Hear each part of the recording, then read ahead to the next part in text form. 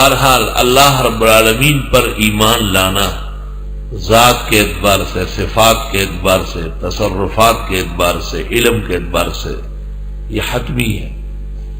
آخرت پر ایمان کے 3 مرحلے ہیں۔ اول قبر، وفیہ رد الروح الی الجسد۔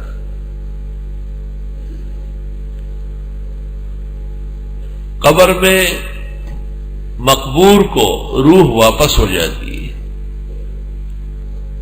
اور برا کی روایت مسند احمد میں اور وہاں سے کتاب الجنائز مشکات میں، ثم یعاد روح الی الجسد۔ مشکات شریف پڑھاتا تھا یہاں دفتر کے سامنے، ہمارے ہاں ایک مدرس تھا، بعد میں جا کے اور مفسد ہو گئے۔ وہ پنجاب کے اس چتوڑ گڑی کا آدمی تھا جو کہتا ہے کہ ایک دفعہ جب موت پر روح اور جسم کا تعلق ٹوٹ گیا، قیامت سے پہلے دوبارہ قائم نہیں ہو سکتا۔ تو اس نے اس سے پہلے کبھی ایسی گندی بات نہیں کہی تھی۔ میں مشکات پڑھاتے ہوئے جب وہ رد اللہ علیہ روحی کی حدیث آئی، اس پر میں نے کہا کہ جو لوگ کہتے ہیں کہ روح اور جسم کا بعد الموت کسی طرح بھی تعلق نہیں، تو وہ بغیر شک شبے کے کافر ہیں۔ تو میں جب اندر آیا مشکات پڑھا کے تو وہ بیٹھا ہوا تھا بڑا غمگین۔ میں نے کہا خیریت؟ کہا آج پتہ چل گیا کہ ہم کافر ہیں۔ میں نے کہا اچھا چلو کلمہ دوبارہ پڑھ لو، نکاح بحال کراؤ، پتہ چل تو گیا نا مرنے سے پہلے کہ آپ کافر ہیں۔ تو کہنے لگے کہ ویسے کسی نے یہ بات کہی ہے؟ میں نے کہا کون سی بات؟ کہتے ہیں روح کا جسم سے مرنے کے بعد دوبارہ قیامت سے پہلے۔ میں نے کہا لمبی بات نہ کرو، روح کا قبر میں رکھتے ہی دوبارہ مردے کی طرف لوٹ آنا بخاری میں موجود ہے، مسلم میں موجود ہے، اور جنائز بھرے پڑے ہیں۔ میں نے کہا حدیث کی ایسی کتاب پر انگلی رکھو جس میں یہ حدیث نہ ہو۔ ان العبد اذا وضع فی قبرہ اتاہ ملکان فیجلسانی۔ یہ اجلاس اور اقامہ اور یہ کیا ہے سارے؟ کہتے نہیں اگر کوئی کہے کہ بھئی بس مرنے کے بعد جیسے بھی ہے اور میں اس میں نہیں پڑھتا اور میں تو روح اور جسم کا تعلق نہیں مانتا، روح ارواح میں ہے اور جسم اجساد میں ہے، میں نے کہا صحیح نہیں ہے، یہ آدمی کافر ہے۔ مجھے کہتے ہیں خیر آپ کا مطالعہ بڑا وسیع ہے، کسی نے کافر کہا ہو تو ہم اپنی اصلاح کر لیں گے۔ میں نے کہا ٹھیک ہے، آپ بتائیں کس سے دکھاؤں آپ کو بہت زیادہ پسند کو۔ مجھے پتا تھا کہ یہ ابن تیمیہ کا نام لے گا، یہ اپنے باپ دادا ابن تیمیہ کو سمجھتے ہیں، حالانکہ ابن تیمیہ کے کچھ تعبیرات میں سختی ہے، باقی وہ امام اہل سنت ہے۔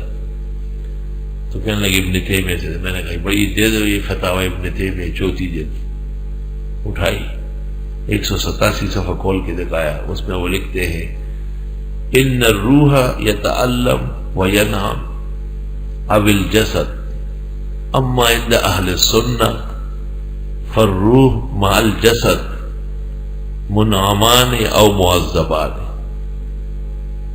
آگے سن لو، فمن انکر عن اتصال الروح بالجسد فہؤلاء کفار باجماع المسلمین۔ جب پہلے صفحہ میں نے کہا میرے ہاں کی چھپی ہوئی نہیں ہے، مکہ سے چھپی ہے، سبیل بن باز کی تحقیق کے ساتھ، امام کعبہ اور رئیس الافتاء۔ فمن انکر عن اتصال الروح بالجسد فہؤلاء کفار باجماع المسلمین۔ میں نے کہا اب کیا ہوگا؟ تو خدا خیر کرے کہ ایمان کب لاؤ، پکا ہو گیا، اجماع ہے اس پر، اور اجماع کا منکر خود کافر ہے۔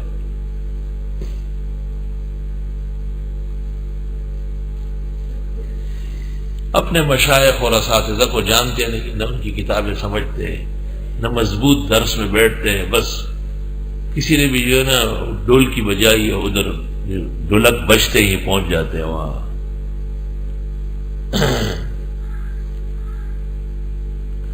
من آمن باللہ والیوم الاخر، آخرت 3 مرحلوں کا نام ہے: قبر، حشر الاجساد، اور دخول الجنہ او النار۔ حشر الاجساد 3 مرحلے ہیں۔ ہندوستان میں 13 پیغمبر آئے ہیں، تواریخ سے ثبوت ہو گیا ہے۔ اکثر کے نام میں گل ہے، خان گل، گل خان، گلزار۔ یہ ہندوستان سری لنکا اور سیلون سے لے کر کاشغر اور غزنی تک یہ ہندوستان ہے۔ اس لیے افغانی کہتے ہیں سندھ بھی ہمارا ہے، پنجاب بھی، سب کچھ تمہارا ہے، تم سیدھے ہو جاؤ۔ وہ کہتے ہیں برہان البیرونی نے جو نقشہ دیا ہے اس میں سندھ کابل کا شہر ہے، وہ بالکل ہے، میں خود گواہ ہوں اس کا۔ وہ صاف لکھتے ولدت بالبیرانیہ وہی من قرائے سندھ والسندھ من نواحی کابل۔ سلطنت کو کابل حکومت کہتے تھے۔ اور ابو داؤد میں 3 جگہ کابل کا لفظ موجود ہے: غزونا مع عبد الرحمن بن سمر بکابل فصلی بنا صلاۃ الخوف۔ کابل کے مردوں کی تدفین زابل میں ہوئی ہے، اس لیے 200 صحابہ ان کے قبور زابل اور کابل کے درمیان میں ہیں، اور کابل میں 72 صحابہ ہیں جن میں ابو تمیم وغیرہ بھی ہے۔ اور وہ بادشاہ جس نے کابل کے چاروں طرف حصار لگایا تھا اور درمیان میں بیٹھا ہوتا تھا، جب صحابہ کا وفد آیا 28 ہجری میں، 28 میں کابل و پشاور فتح ہوئے، تو صحابہ نے دیکھا کہ بھئی یہ تو عجیب ملک ہے، اس میں تو دیوار پہاڑ کے اوپر چاروں طرف لگا ہوا ہے۔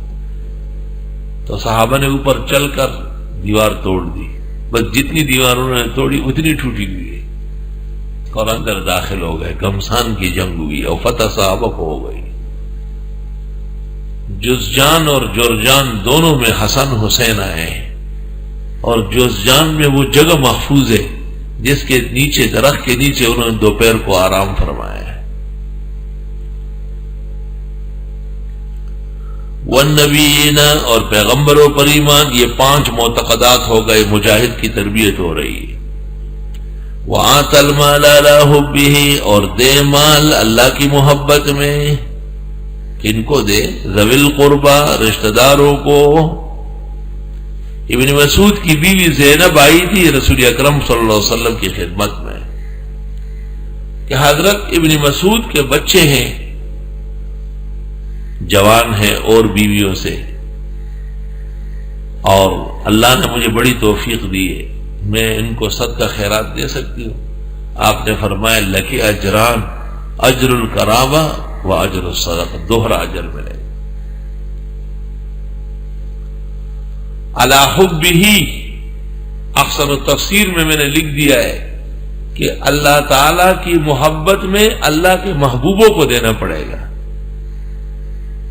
اللہ کی محبت میں مال کیسے دیں گے؟ کہ آپ اس سینٹر میں جمع کریں جو کہتے ہیں میں انسانیت کے نام پہ کام کرتا ہوں، زندیق و ملحد۔ آپ ان لوگوں پر مال خرچ کر رہے ہیں جن کے ہاں دن رات شرک اور بدعت کی تعلیم دی جاتی ہے، اور نظام مصطفی پر داغ دبے لگائے جا رہا ہے۔ یہ علی حبی ہے تو علی بغضی، علی عداوتی۔